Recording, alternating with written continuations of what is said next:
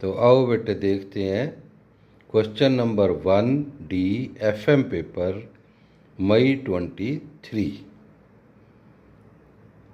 तो क्वेश्चन है कि एक कंपनी है एक्स लिमिटेड, उसके बारे में जो डाटा दिया हुआ है, टोटल कंट्रीब्यूशन 4,25,000, ऑपरेटिंग लीवरेज 3.125। तो ऑपरेटिंग लीवरेज क्या होती है? कंट्रीब्यूशन और EBIT का जो रेशो होता है उसे कहते हैं ऑपरेटिंग लीवरेज। तो मतलब हमें कंट्रीब्यूशन और EBIT का रेशो दिया हुआ है जो कि है 3.125। तो इसकी हेल्प से हम EBIT निकाल लेंगे। ठीक है, आगे बढ़ते हैं। 15% प्रेफरेंस शेयर्स दिए हुए हैं, नंबर दे रखा है 1000 और एक शेयर की कीमत है 100 rupees. Number of equity shares 2500, tax rate 50%। और क्या करना है इस क्वेश्चन में हमें? Calculate EPS of X limited if 40% decrease in sales will result in EPS to 0। क्या मतलब निकला इसका? कि अगर सेल में 40% का चेंज आता है तो EPS में 100% चेंज आ जाएगा। ठीक है, EPS जितना भी है वो 0 हो जाएगा। कि अगर सेल्स में 40% का चेंज आता है तो EPS में 100% चेंज आ जाएगा। तो ये चेंज का जो रेशो है क्या कहलाता है? ये degree of combined leverage, DCL। ठीक है, तो इसमें percentage change in EPS numerator में ले लेंगे और percentage change in sales denominator में। तो एक हमें 100% दिया हुआ है चेंज, दूसरा 40%। तो इससे हम डिग्री ऑफ कंबाइंड लिवरेज निकाल लेंगे। ठीक है, और डिग्री ऑफ कंबाइंड लिवरेज आ जाएगी हमारे पास। टोटल कंट्रीब्यूशन भी दिया हुआ है हमें, तो हम EBT भी निकाल सकते हैं। ठीक है, क्योंकि टोटल कंट्रीब्यूशन और EBT का जो रेशो होता है वो होता है डिग्री ऑफ कंबाइंड लिवरेज। तो अगर हमने डिग्री ऑफ कंबाइंड लिवरेज निकाल लिया तो फिर EBT भी आ जाएगा। और जब EBT आ जाएगा तो क्वेश्चन हमारा ये है कि EPS बताना है। ठीक है, EPS। तो EBIT हमारा आ जाएगा earning before tax, tax minus करेंगे जो कि 50% दिया हुआ है।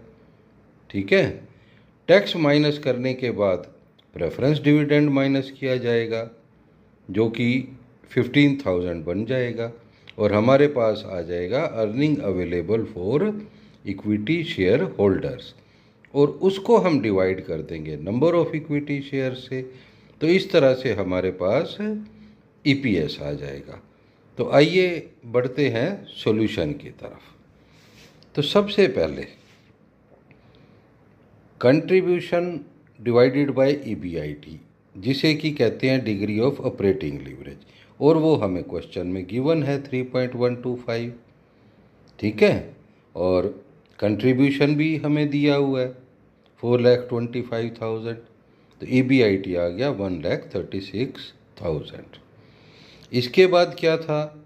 Percentage change in EPS divided by percentage change in sales, जो कि 100% डिवाइडेड बाय 40% हुआ। इसे कहते हैं डिग्री ऑफ कंबाइंड लिवरेज। तो हमारे पास डिग्री ऑफ कंबाइंड लिवरेज भी आ गई 2.5 टाइम्स। तो अब हमारे पास डिग्री ऑफ कंबाइंड लिवरेज है 2.5, कंट्रीब्यूशन है 425,000। तो EBT हम निकाल सकते हैं क्योंकि कंट्रीब्यूशन और EBT के रेशो को ही DCL कहते हैं। तो EBT हमारा अर्निंग बिफोर टैक्स आ गया 1,70,000। तो इसके बाद जो है हमारा जो आगे टारगेट है वो है earning available for equity share holders. हमें वहाँ तक पहुँचना है अगर हम ईपीएस निकालना चाहते हैं तो। ठीक है, आइए बढ़ते हैं आगे। तो ये पार्ट 4 में हम क्या करेंगे, ईबीटी हम फाइंड कर चुके हैं 1,70,000।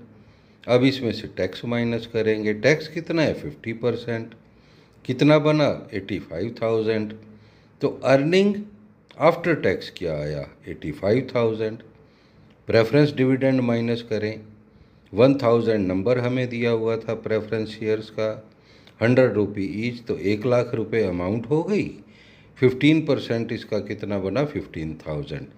तो 70,000 जो है ये आ गया हमारे पास earning available for equity share holders. तो number of equity share holders कितना है क्वेश्चन में हमें दिया हुआ है 2,500। तो 70,000 को 2,500 से डिवाइड करेंगे तो आंसर आया 28 रुपीज़। ये हमारा ईपीएस आ गया। तो देखो कैसे हमने एनालाइज किया क्वेश्चन को, किस तरह से एनालाइज किया था कि हमें डिग्री ऑफ ऑपरेटिंग लिवरेज दिया हुआ था, कंट्रीब्यूशन भी दिया हुआ था, तो ईबीआईटी आ गया हमारे पास। फिर percentage change in EPS given था 100%, percentage change in sales given था 40%। तो हमने डिग्री ऑफ कंबाइंड लीवरेज निकाल लिया था, और डिग्री ऑफ कंबाइंड लीवरेज आ गया तो कंट्रीब्यूशन तो हमारे पास है ही। फिर कंट्रीब्यूशन और ईबीटी का रेशो होता है डीसीएल, हमने ईबीटी फाइंड कर लिया। और लास्ट स्टेप में हमने क्या किया, इसमें ईबीटी में से टैक्स माइनस किया तो अर्निंग आफ्टर टैक्स आ गया। अर्निंग आफ्टर टैक्स में से प्रेफरेंस डिविडेंड को माइनस किया तो earning available for equity share holders आ गया, और उसको हमने डिवाइड कर दिया नंबर ऑफ इक्विटी शेयर से। तो इस तरह से ईपीएस आ गया। ठीक है, थैंक यू बेटे।